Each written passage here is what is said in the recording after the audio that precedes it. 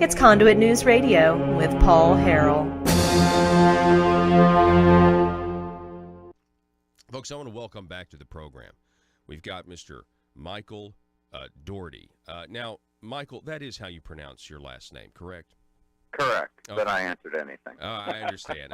So Michael Daugherty, he's the CEO of the Cyber Education Foundation, founder of the Justice Society, and also the author of The Devil Inside the Beltway, the shocking expose of U.S. government's surveillance and overreach into cybersecurity, medicine, and small business. Michael, how you doing this morning? I'm well. I'm actually starting my weekend down in Florida, and so it's a beautiful, relaxing time. Nice.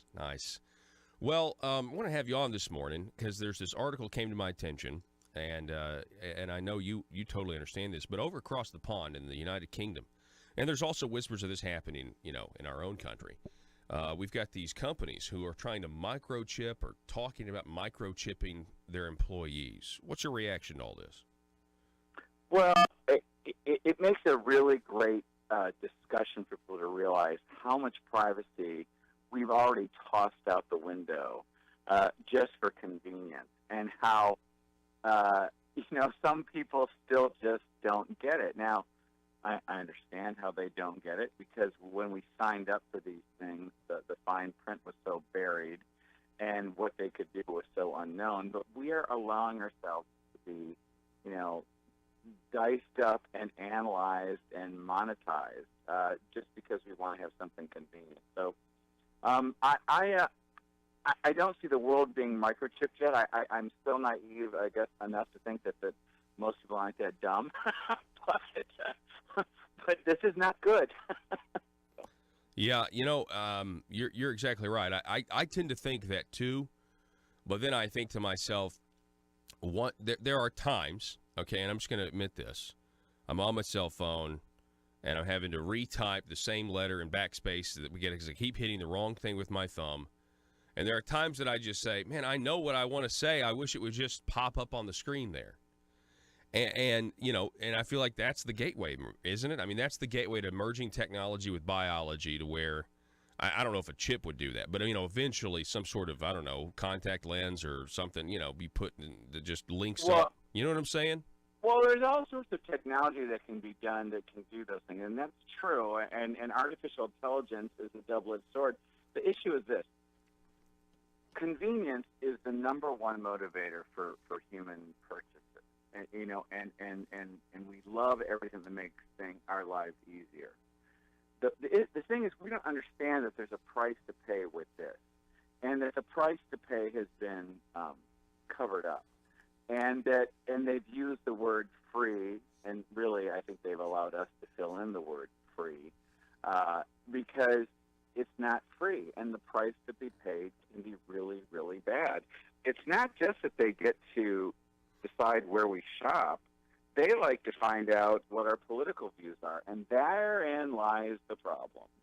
Because if the people in power think you're the other side and you're the bad guy, they're going to divide and conquer and isolate you.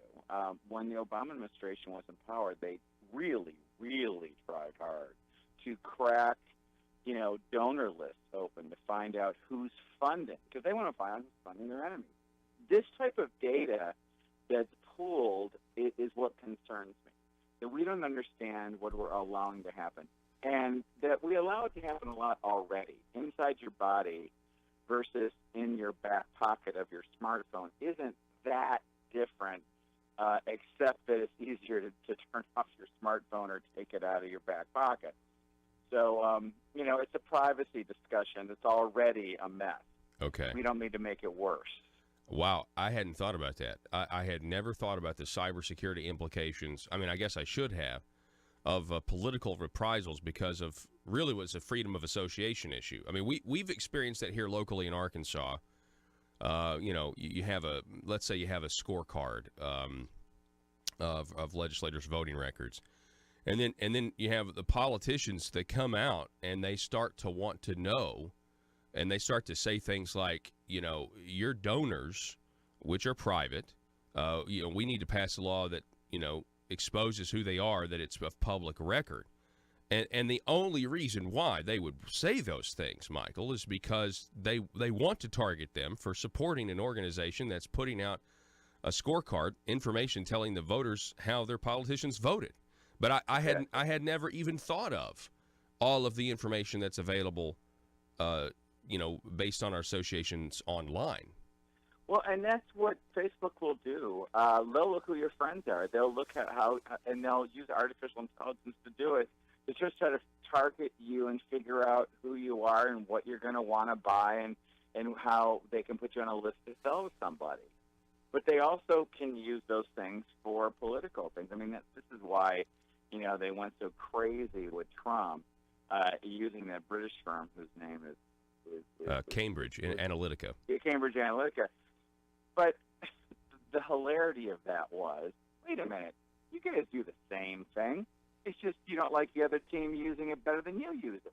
That's what happened. And this is why we have to really pause and understand what's going on. And don't think they want us to know, because they don't want us to know. Mm-hmm. But this is the problem, because when you weaponize this information so that one team wants the weapon, you see really terrible work on trying to solve this problem and protect the public. I mean, our cybersecurity defenses are terrible right now, and it's because we've got people that have no real knowledge doing it, that are unaccountable bureaucrats that can never get fired. It's awful. Yeah, talk about that a little bit, just in terms of the cybersecurity. I think if you ask the average American that casually observes the news, especially the mainstream news, they're going to say, "Oh, you mean Russia, affecting the election or hacking the election?" I'm not suggesting that doesn't go on, if they don't attempt to influence, but where do you come down on that whole thing? Well, I mean, as far as the Russia thing goes, it's a joke, because espionage has gone on forever, and the Democrats are such hypocrites because, they laughed Romney out of his, debate speech when he mentioned Russia. But as, they don't pay attention to anything unless there's a political advantage to it. And then they have complete memory loss and they've got magical thinking. So now, since Trump won, they had to find an excuse. And so they scream Russia, Russia, Russia, which I have to say, China must be laughing their tail off, because China is every bit as bad, if not worse. China is on full court press right now to just, slice and dice and remove all the technological things we have. So we can design a plane, and 2 years later, there's a strangely similar one flying around from China. And we don't understand that. That's the uniqueness. If we take away our entrepreneurial engine, our freedoms in this country, and turn into the socialists that these people want us to be, we will lose the advantage that makes us the leader of the world, because we have so much innovation. We still are the kings of software development. We lose that, then China trumps us, because China, with their culture, can't create that engine. You have to have that type of freedom and carrot and stick and be able to create that type of wealth if you're that successful. So China can't create for themselves, so they come and they steal. I think the number is $600 billion in intellectual property a year. Yep. Now, I just want to get your reaction to this, Michael. What if I told you that there was a movement here in my state of Arkansas where we have been actively recruiting communist Chinese companies to move here, to open up businesses here? We give them incentives to do so at the local and state level. Now, those deals right now are all jammed up because of Trump's trade war with China. But why? I mean, I'm sure you didn't know this, but is this a good thing for our state to do as our chief economic policy? My guess is they want to do that because they want to try to create some tech hub and attract money. This is what happens when we don't have enough education inside the country, and so we go and try to bring in foreign, technology.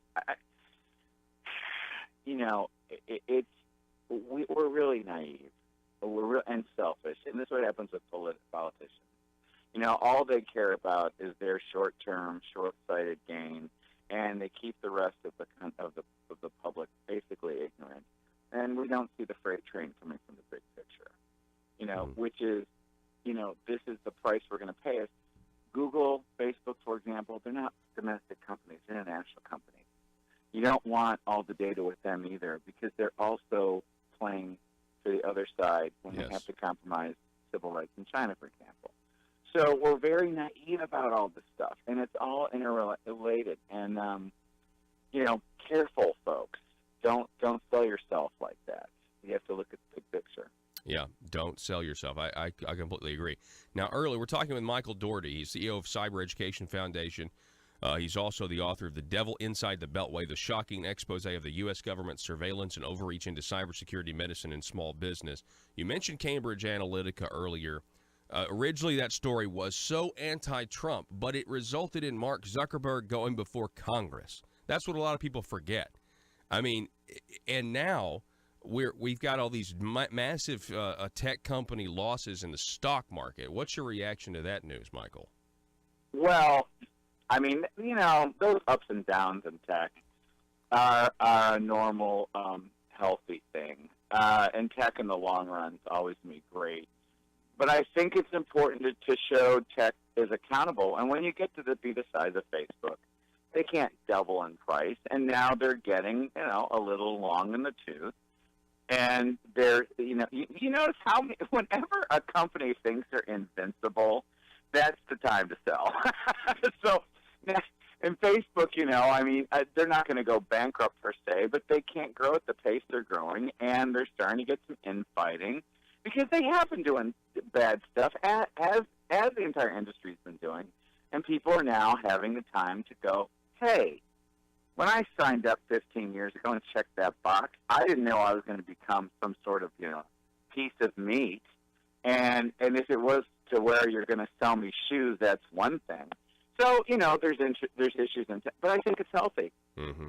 And that's called, the open market. And, it's messy, but we're all better off in the big picture, and sometimes there are losses. Okay, well, grow up. That's the way that goes. A lot of people think Facebook's listening to everything they say. Back to our original discussion about putting chips in, our bodies, and right. we think people are a little bit smarter at that. They're not gonna be crazy just yet and be like lining up for the chip just yet. What would have to happen?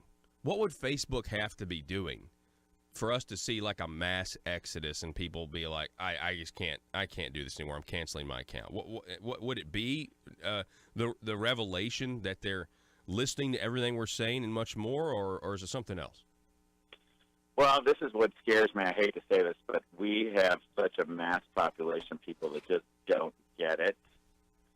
And so if they don't get it, they it has to hit them in their face, in their personal day-to-day life. So there has to be such, I think, an antitrust slam to Facebook, such a split, or such a change in services that they're so restricted that people get so appalled by intrusion. I mean, unfortunately, we have the reason we get in these political problems is we have a very large populace that doesn't pay attention, and they get exploited like crazy with fear, uncertainty, and misinformation. Mm-hmm. Something with that crowd that just is worried about their own day-to-day existence would have to fall down. The rest of us just stand on the sideline, weeping, screaming frustration, hoping they'll wake up. Michael Daugherty, we really appreciate you being on the program this morning, and I just want to wish you, your family, a happy Thanksgiving, sir. Enjoy Florida. It'll be great. Yeah, thank you. You too. Appreciate you having me. Okay, thank you.